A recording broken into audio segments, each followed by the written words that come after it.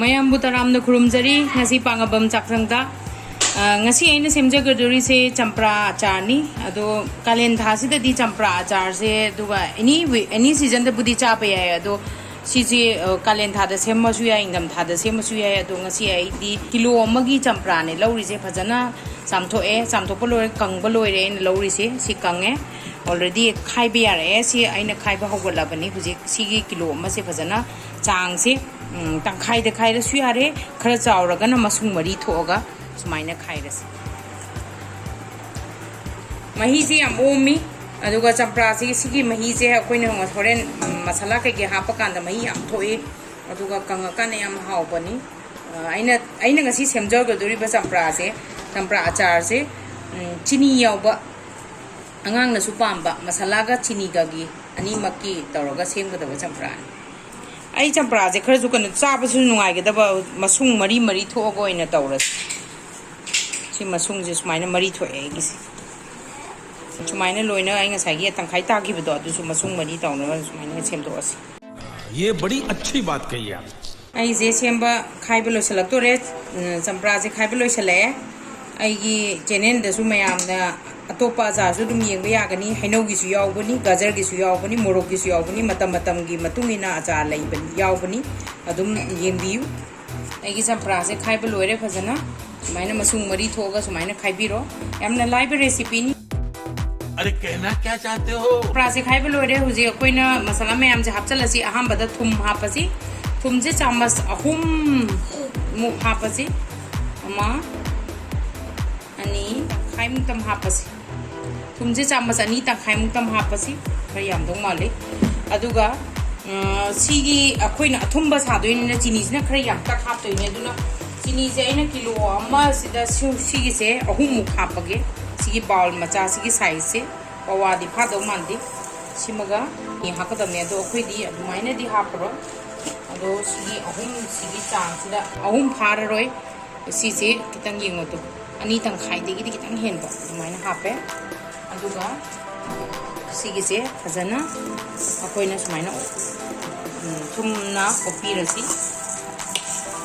मनung yawnaba aduga koina kamai tawge da sumaina tawsu yare aduga koina sumaina sangadaga tawge su yare sumaina aduga koina sigi stage da koi masala se hapasi aina hujikta garam masala ne se ai garam masala yumda taksabani adum mayamna aigi masala se kamaina singbe pamga de comment da message adum haibiro ai adum sevjage si garam masala se ready made adum laibane adum hapirasu yai अदो आई हुजिक सिजे चामच अम्मा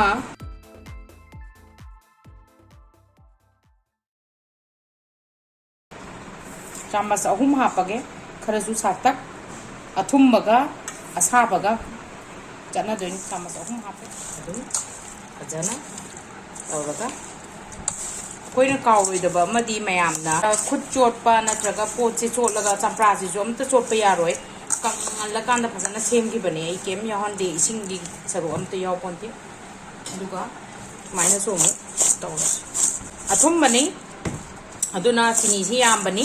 अदु यामना simple ओइना Koyna तौगदबसी सी चंप्रा ने चिनी ने थुमघरा ने गरम मसाला ने only few ingredients कितन गदन नि दुना मयामना सिगी अचार से सेम्बियु अखोइना प्रिजर्वेशन की दमकता दी अखोइना विनेगर से खरा हापसी आई विनेगर से चामच अमा अनि अहुम मरी मरी मंगा की चांग से यारे अखोइना कंटेनर अमदा अकंगना अखोइगी कोन से कंगबा कंटेनर अमदा फजना अदुम हापियु प्लास्टिक की ओरसु याय तोबदबु लिक्की की ग्लास ओरगदी अमुना यामना फई सी रेडी ओरे आइगी अचार से अदुगा अचार सी के अचार से चही अनि अहुम बो तुम चली yang kuina lega tuga aigi hanagi sajaba achar si yengan jage mayamda maina tawbani si chahi ani pharba achar ni maina aduga yam haujane si mayam aduga haina manipur da champra kangba makhak chagi badu school daga phangba adumba kangba champra do aduga hau chapmana bani try tawbiu amasung aigi video se mayamna pambildi like subscribe comment soidam ki tawbiu share su tawbiu mayamda thank you for watching हावरने आई तिनबु योसले अदो सिकिसे ma'am कौरदबदी खुदक चाबदुदी खितंग मुनगिरोय हप्ता अमा लेरकांदा अदुम चाबदी यारने अदुगो bestie 1 month मतुंगदा चाबदा अदुम हावरनी खरा ओइसलगा minute निनी हुमनियुदी अदुम सादा अदुम फौदोपियु अदुगा अदुम फौदोसु यारे फौदोसु यारे युमदा थम्मसु यारे अदुम चायाराले मसाना अदुम ग्लास सिदा आइगी ग्लास से खाली नी फजना सिंगोबनी सी ग्लास सिदा हापचनजरगे